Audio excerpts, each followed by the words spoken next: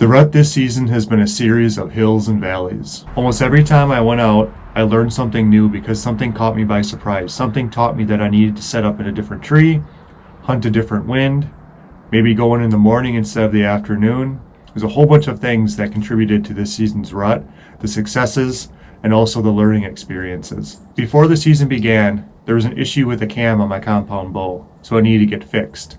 So for half of the rut, I didn't actually have my compound bow, so instead, I used my crossbow just to get me through that part of the season, and then eventually my compound bow came back and was ready to go. In this video, I'm going to share with you some of the experiences I had throughout the rut in the 2021 bow season.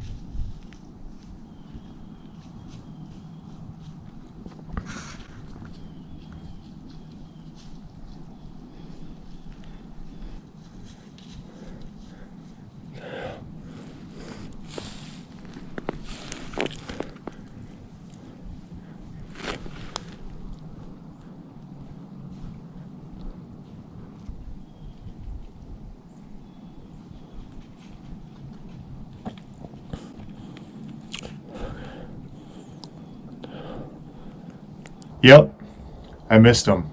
30 yards with a crossbow, and I missed. I didn't think that was possible.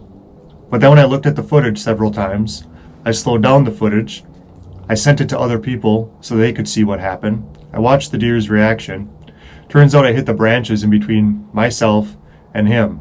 I thought that he was further along to the right, but apparently not. And it was a little frustrating because I specifically waited an extra minute or two for him to move 10 feet to the right in order for me to actually get the shot. But when you use a crossbow, what you see in the scope isn't always what happens directly when the arrow leaves the weapon to begin with.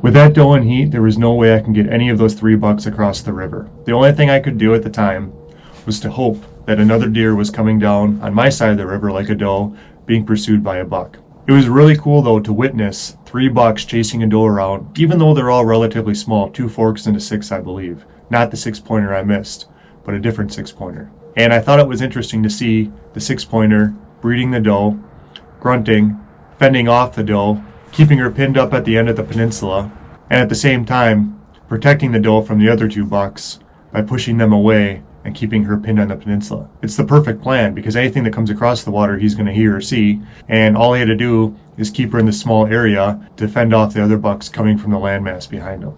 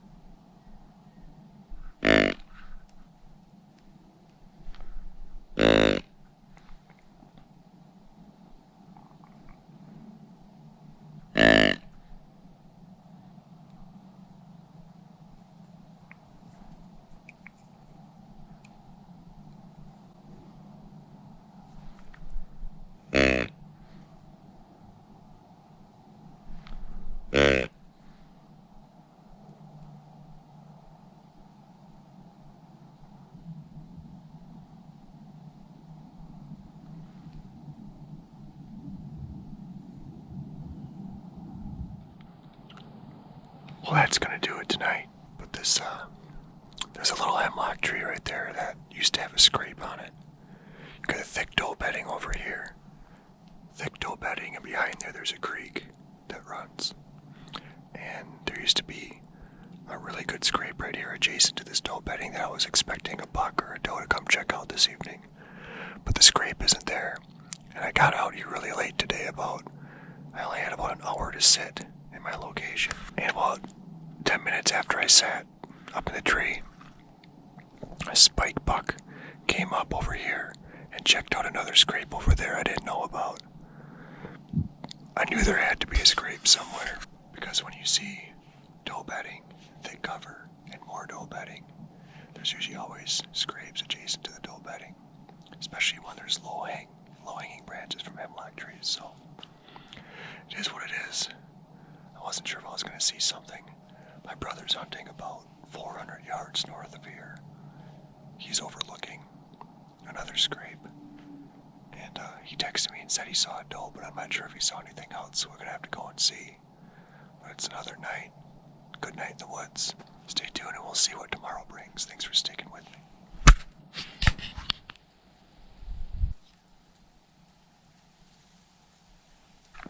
Little update for you. So I'm out here on this swamp edge. There's trails everywhere. Let's see. And I was gonna set up in these trees over here. This one.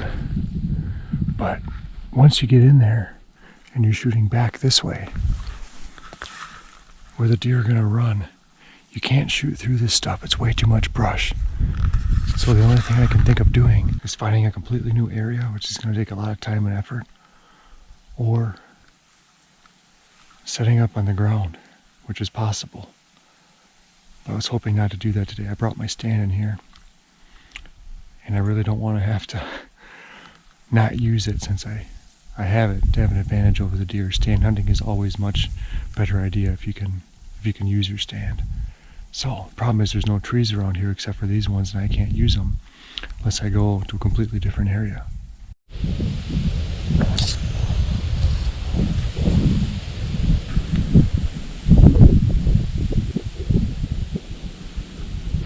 it to my spot. It's like 400 yards away from where I was. And it was a really difficult task to get here. I was going through so much water. I'm sweating so bad. But I gotta get set up here. All of my scent was blowing that way. So I'm in a perfect spot. I'm in the corner of the property here. I'm gonna go up this tree right here, about that high. We have trails coming right to the tree, this way and that way. And a lot of doe bedding back in there. So I'm hoping bucks are cruising here, scent checking for doe still, even in the middle of November when the rut cools off a little bit. I've got my can call, my grunt call. I'm gonna give it a last ditch effort. I'm gonna give it around, half hour before closing. So hopefully something comes in here. I'll see you guys up in the tree.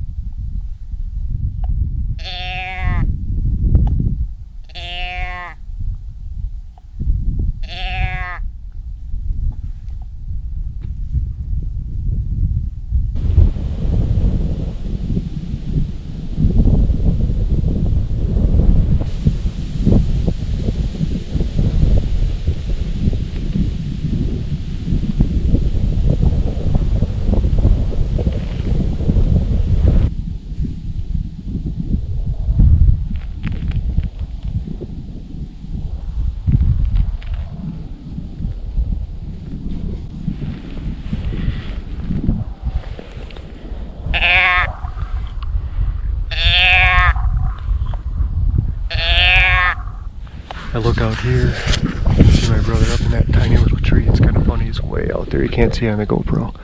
There's 4 deer in front of him. I think they're all does. And that's all we saw, those 4. And then 1 hour ago, a spike ran straight to me from my brother. I was using the can call. Came down here when the wind's blowing out in this field, winded me. Went back up that way along the field edge. I don't know where he went. 20 minutes later, I did the can call. He came right back down again. Kind of a stupid deer. And that's the total for today. So throughout the rut so far in 2021, and throughout bow season in general, there are many more adventures I've had. So a lot more deer, found a lot of cool places, witnessed a lot of different things. I just couldn't put that all in this video because it's been way too long, but I think you get the gist of what's been happening. I think the videos I did share with you kind of summarize how my rut's gone so far. I haven't seen any mature bucks so far this season, at least in a hunting scenario, but it's not going to stop me from going out there and pursuing these bucks throughout the end of the season all the way into January if I have to. Lots of deer, lots of opportunities. Like I said, I didn't share everything with you. You saw about 20% of my season so far, maybe not even. I missed deer. I set up in the wrong tree, wrong location. I got winded a couple times. If deer hunting with a bow does not humble you, you must be doing something different than I am, because it's a very humbling experience. And it's a great experience too, because you learn something new every single time. If you're not learning when you're bow hunting, you're simply not paying attention. Thanks for watching some of my Rut 2021 adventures. I appreciate you viewing this video. If you learned something new, please consider subscribing below. Hit that like button. I really appreciate it. It helps the channel grow.